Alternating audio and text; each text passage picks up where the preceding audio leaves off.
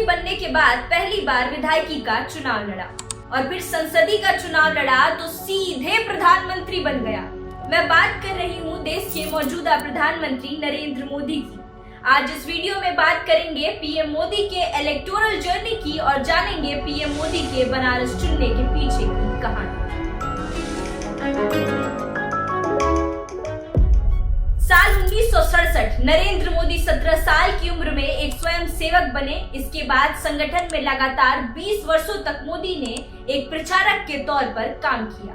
ये माना जाता है कि इसी दौरान मोदी ने जमीनी वास्तविकताओं और लोगों से संवाद करने की कला को समझ लिया था। इसके अलावा इस दौरान मोदी ने संगठन में अपना एक अलग सपोर्ट बेस भी तैयार किया। 1987 आरएसएस ने मोदी को गुजरात का संगठन महासचिव बना दिया। यही वो साल था जब पहली बार मोदी की सियासत में एंट्री हुई। लेकिन गुजरात से आने वाले मोदी के लिए चुनौती थे राज्य भर में अपना दबदबा बनाए रखने वाले केशुभाई पटेल और शंकर सिंह वाघेला। धीरे धीरे मोदी ने अपनी राजनीतिक गुरु केशुभाई की संगठन में अंदरूनी मामलों में मदद करनी शुरू कर दी। मोदी की ग्राउंड मैनेजमेंट का नतीजा रहा कि 14 मार्च 1995 को बीजेपी को विधानसभा चुनाव में जीत मिली और केशुभाई पटेल मुख्यमंत्री बने। इस चुनाव के बाद संगठन से लेकर पार्टी तक में मोदी की छवि बढ़नी शुरू हो गई। एक्सपर्ट्स मानते हैं कि इस चुनाव के बाद से ही मोदी ने अपनी राजनीतिक बिसात बिछानी शुरू कर दी। इसका पहला दाव था केशुभाई की मंत्रिमंडल में वाघेला खेमे से एक भी विधायकों को जगह ना देना। इसका खामियाजा नई सरकार को भुगतना पड़ा और कुर्सी को लेकर खींचातानी शुरू हो गई। आनन फानन में अटल जी सहित सीनियर लीडर्स ने अहमदाबाद कैंप लगा दिया और 2 दिनों तक मान मनवल की प्रक्रिया चली। वाघेला की शर्तों को आला कमान ने मान लिया। इसके बाद नरेंद्र मोदी को राजनीतिक वनवास पर राज्य से बाहर दिल्ली में राष्ट्रीय सचिव बनाकर भेज दिया गया। एक्सपर्ट्स बताते हैं कि दिल्ली में रहते हुए मोदी गुजरात जाने के लिए अपना रास्ता बना रहे थे। इस बीच गुजरात की राजनीति में उठापटक जारी थी।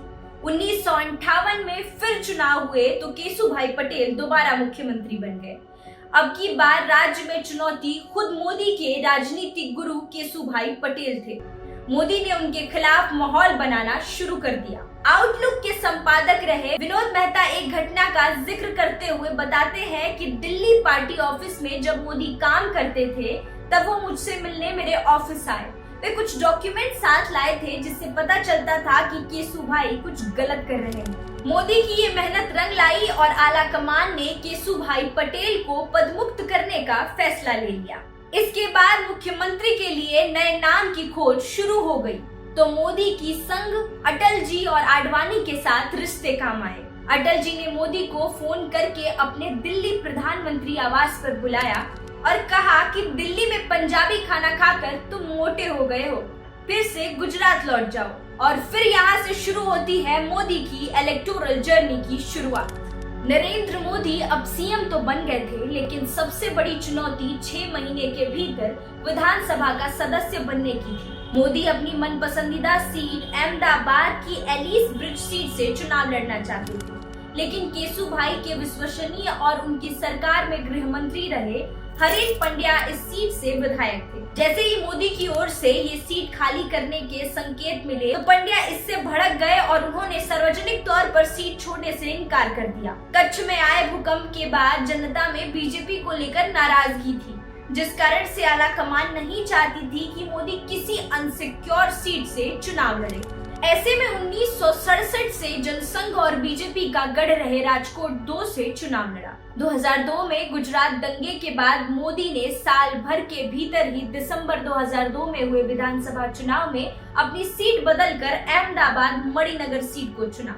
इसके पीछे मोदी ने तर्क दिया कि बतौर सीएम बार बार राजकोट आना मुश्किल था और उनसे मिलने के लिए राजकोट के लोगों को 200 किलोमीटर का सफर करना संभव नहीं था। लेकिन एक्सपर्ट्स इस सीट से मोदी के लगाव को बड़ी वजह बताते हैं, क्योंकि 1971 में जब वे संघ प्रचारक बने तो वे मणिनगर ही आए और यहाँ के संघ कार्यकाल का पता ही 30 सालों तक मोदी का पोस्टल एड्रेस रहा। बतौर सीएम मोदी ने अपने आखिरी कार्यकाल में यानी 2012 से 2014 के बीच पूरे गुजरात में सद्भावना यात्रा निकाली, जिसमें स्पष्ट तरीके से मोदी की राष्ट्रीय राजनीति को लेकर महत्वाकांक्षी इरादे पहली बार सामने आए। इसके बाद मोदी ने अपने कार्यकाल के दौरान किए कामों और बदलावों को गुजरात मॉडल के रूप में चर्चा में ला दिया। इस बीच मोदी की पॉपुलैरिटी इस कदर बढ़ी कि तमाम शीर्ष नेताओं की नाराजगी के बावजूद मोदी को 2014 के लिए बीजेपी ने प्रधानमंत्री कैंडिडेट घोषित कर दिया।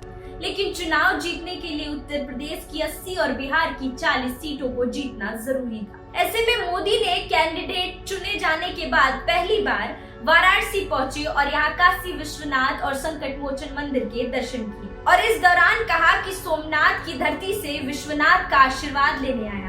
वहीं दूसरी तरफ बीजेपी के कद्दावर नेता और वाराणसी से सांसद मुरली मनोहर जोशी के समर्थन में बनारस के गली मोहल्लों में पोस्टर लगे, जिन पर लिखा था, बोले काशी विश्वनाथ डॉक्टर जोशी का देंगे साथ। इस बीच लगातार बीजेपी नेता मुरली मनोहर जोशी को मनाते रहे, लेकिन वे ड्रामा क्वीन की भूमिका में थे। आखिर में 13 मार्च 2014 को यूपी में बीजेपी प्रभारी अमित शाह ने ऑफ शब्दों में कहा कि आपको कानपुर से चुनाव लड़ना होगा। इसके बाद मोदी 24 अप्रैल को नॉमिनेशन करने बनारस पहुंचे और इस दौरान कहा कि यहां आने के बाद मुझे लगता है कि ना तो बीजेपी ने मुझे यहां भेजा, ना ही मैं यहां आया हूं, मुझे तो मां गंगा ने बुलाया है। इससे पहले मुरली मनोहर जोशी ने इस सीट को 2009 में महज 18,000 वोटों से जीते थे। इसलिए बीजेपी ने मोदी को बनारस के अलावा एक सेफ सीट बड़ोदरा से उतारा। 16 मई 2014 को नतीजे आए और मोदी ने दोनों सीटों पर जीत हासिल की, लेकिन नियमों के मुताबिक मोदी को एक सीट बड़ोदरा छोड़नी पड़ी और इसके बाद मोदी ने 2019 में दोबारा बनारस में जीत दर्ज की। इस बार जीत की बनारस में और देश में हैट्रिक लगाने पीएम मोदी चुनावी मैदान में है। ऐसे ही वीडियोस देखने के लिए चैनल को सब्सक्राइब जरूर करें। धन्यवाद।